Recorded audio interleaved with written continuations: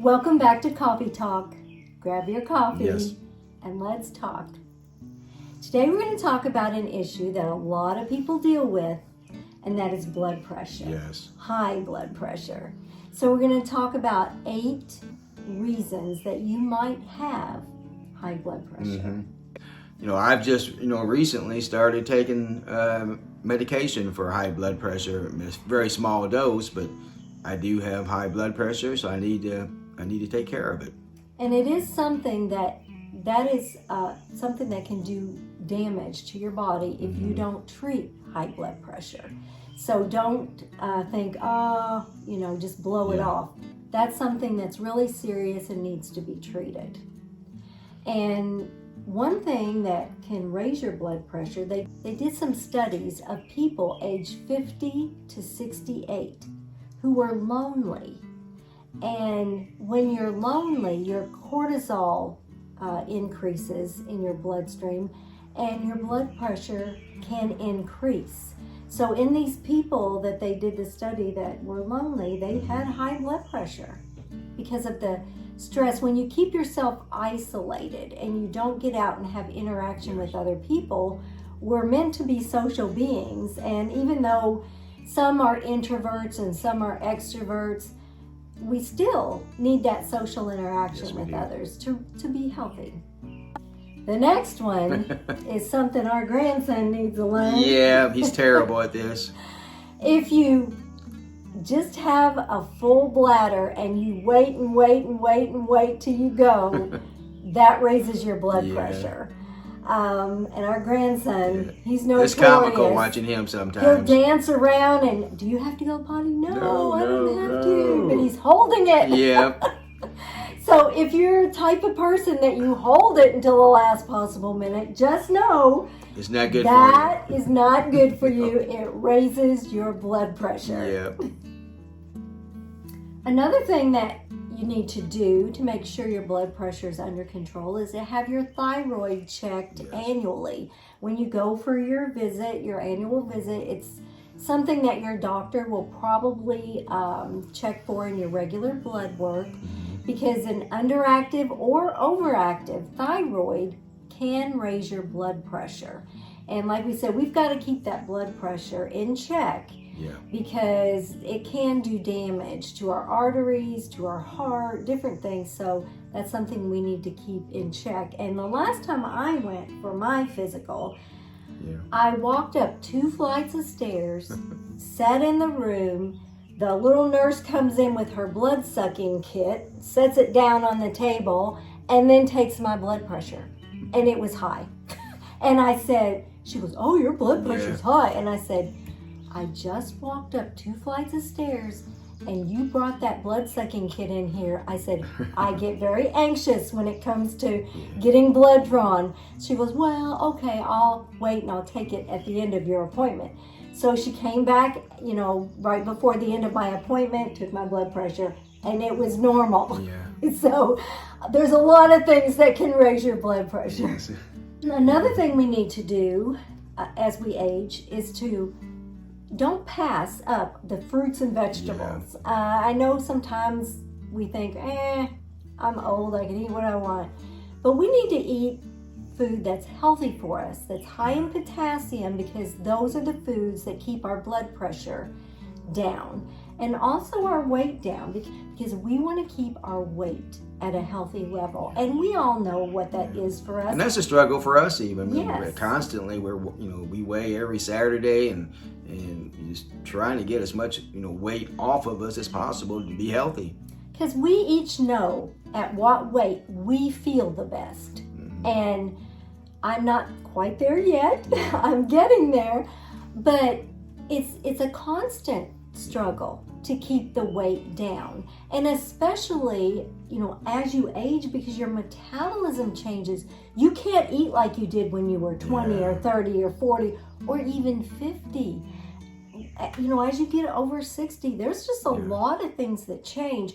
And so I can't eat that way anymore. I have to find a new way of eating that's going to keep my weight where it needs to be. And like I said, we're we're still working on that. It's a struggle, but at least we're addressing it and we know what we need to do and we're doing it. Yes, because when you get to the point where you're just morbidly obese, high blood pressure comes right along with that.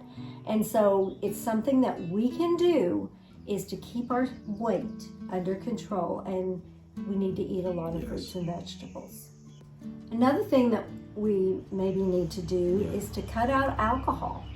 They did a study of 17,000 people, and those that drank anywhere from 7 to 13 drinks a week had high blood pressure. And they had that as a correlation that, you know, if you drink on a regular basis, it does raise your high blood pressure, your blood pressure. So that's something to keep in mind. Yeah. Another thing that we need to be aware of is not to take medications that our cardiologist is not aware of. Yes. Maybe you don't have a cardiologist, but just be aware there are certain medications that can raise your blood pressure. NSAIDs, for instance, like naproxen, Aleve, those type of pain relievers can raise your blood pressure. There's a lot of decongestants. You know, you get a cold and you're all stuffy and you get a decongestant, that can raise your blood pressure. And if you already have high blood pressure, it can put you at some pretty high levels. Yeah. So those are some things to keep in mind. And the more medications you take, the more likely chance that the medications are fighting against each other. It's amazing when you watch these TV commercials for whatever drugs. At the bottom, at the very end, it says, don't take this here, and blah, blah, blah, blah, blah. They're saying, you know, could cause death, could cause stroke, could cause high blood pressure. So, you know, as little medication you can take, you know, the better, of course. But, you know, don't take anything unnecessary medications. Yeah, and just be aware of what medications do to your body. Don't just think, well, I'm going to pop this and, you know, not think anything about it. Just be aware of what you take and some side effects or whatever. Because you stopped taking a couple pills just because of all the side effects. Yes, I have. And so we just need to be aware of how different things affect our body. Another reason people have high blood pressure is they don't get enough sleep. And our body is not able to repair itself, to get itself down to a good state of rest. And we just talked about that in a recent video about how our body needs sleep. So we need anywhere from 6 to 9 hours or 7 to 9 hours of sleep a night. And if we're not getting that, it can cause high blood pressure. So sleep is vital to a healthy body. So go ahead and check out that video, The Importance of a Good Night's Sleep.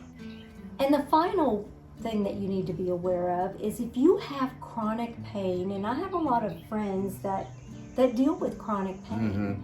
Chronic pain and just trying to power through can raise your blood pressure. And then you take something like an NSAID, like Aleve or different things like that, that can raise your blood pressure even more. So it's very important that, you know, if we have chronic pain, that we see a doctor and try to get to the underlying cause of that pain, and so that we can get to the root of it and not be under constant pain like that, because it causes stress, which causes high blood pressure. So it's something to be aware of. So we just talked about 8 reasons that we need to keep our blood pressure under control.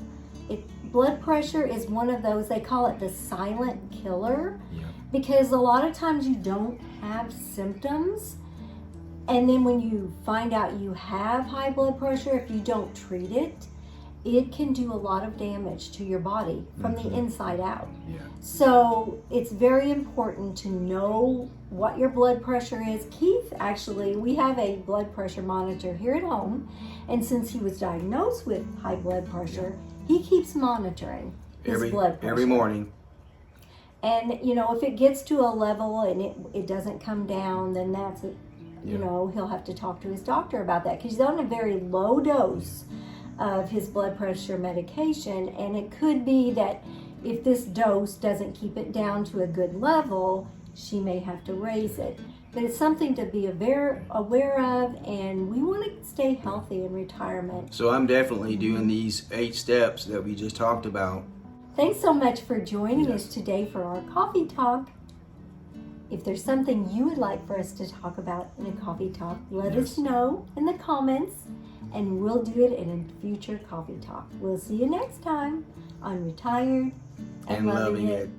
If you'd like to see more of our videos, click the video that just popped up on your screen.